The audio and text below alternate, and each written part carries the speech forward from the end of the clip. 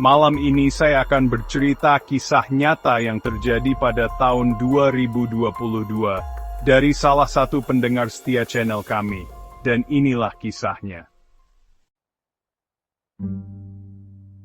Namaku Joni. Setiap orang pasti punya cara sendiri untuk bertahan hidup. Dan bagiku, jualan nasi goreng keliling adalah jalanku. Aku sudah lakoni ini sekitar 5 tahun. Pakai gerobak sederhana, keliling kampung dari habis maghrib sampai tengah malam. Biasanya aku mulai dorong gerobak sekitar jam setengah 7. Lewat gang-gang kecil, jalan besar, sampai pinggir sawah. Ada pelanggan tetap yang sudah hafal jam dan rute lewatku. Aku nggak pernah neko-neko. Niatku cuma satu, cari rezeki halal. Tapi yang namanya kerja malam, kadang ada aja rasa nggak enak. Apalagi kalau harus lewat jalan kecil, pinggir sawah yang gelap. Lampu jalan cuma 1-2, itu pun redup kayak mau mati.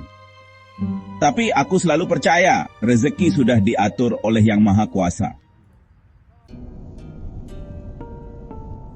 Awalnya biasa aja. Tapi makin lama, makin sering aku merasa nggak nyaman tiap lewat situ. Udara di sekitar sawah itu beda, lebih dingin, lebih lembab. Kadang terdengar suara kayak langkah di tanah becek. Kadang kayak bisikan jauh. Aku selalu pura-pura nggak dengar. Kupacu langkah gerobakku lebih cepat. Tapi aku paham, jalan itu penting buatku. Jalur pintas, penghubung kampung sini ke kampung sebelah. Kalau muter jalan besar malah tambah jauh dan sepi juga. Sampai suatu malam, sekitar jam setengah 11, aku lihat sosok perempuan berdiri sendirian di pinggir jalan sawah itu. Awalnya aku kira orang, wajarlah mungkin warga mau beli makan. Dia berdiri diam, rambutnya panjang terurai, pakai baju putih lusuh, kayak kebanyakan orang kampung kalau keluar malam. "Bang, nasi goreng satu nggak pedas ya?" kata perempuan itu dengan suara halus. Aku berhenti. "Masakin pesanan seperti biasa." Dia berdiri terus, matanya cuma memperhatikan gerakanku masak. Setelah jadi, dia kasih uang pas tanpa banyak bicara, lalu pergi. Tapi anehnya dia jalan bukan ke arah rumah, malah masuk ke arah sawah yang gelap. Aku merinding, tapi coba aku tepis dengan logika, mungkin rumahnya dekat sawah. Tapi tetap saja ada yang aneh. Keesokan malamnya, dia muncul lagi. Di tempat yang sama. Pesanan yang sama. "Namanya siapa, Mbak?" tanyaku iseng sambil masak dan mencairkan suasana. "Indah." Cuma itu jawabnya. Tidak ada basa-basi lebih. Dan itu berlanjut sampai 3 malam berturut-turut. Aku mulai menganggap dia pelanggan biasa. Tapi tetap ada sesuatu yang ganjil. Setiap selesai bayar, dia selalu berjalan ke arah sawah. Tanpa suap, tanpa jack.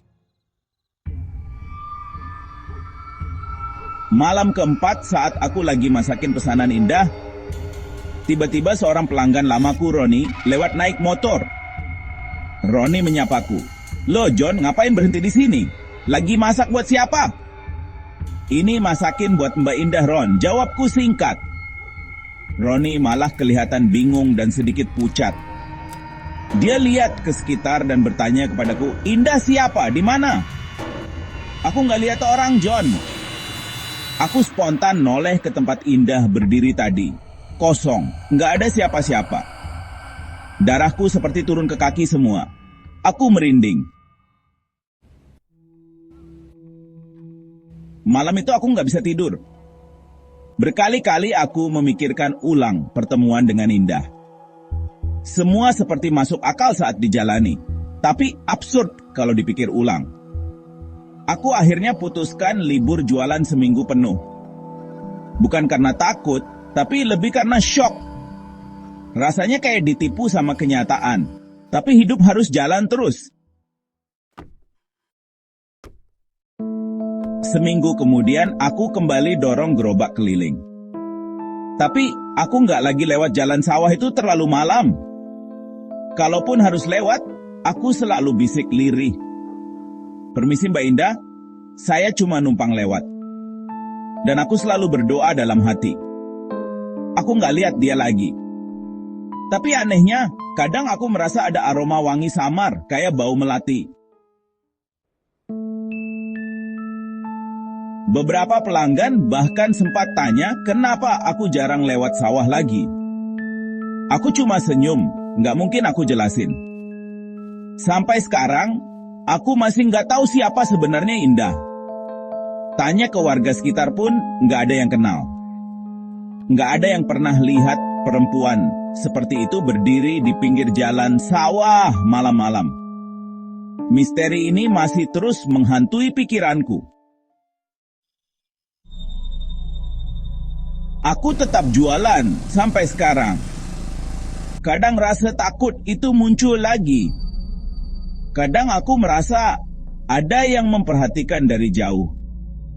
Tapi ya, mau gimana lagi, ini memang pekerjaanku. Aku cuma bisa jaga sikap, jaga hati, dan gak macam-macam di jalanan malam. Semoga semuanya baik-baik saja. Beberapa malam terakhir, saat aku lewat jalan itu, aku sering lihat samar-samar bayangan putih berdiri di ujung jalan. Diam saja tidak bergerak, aku pura-pura nggak lihat.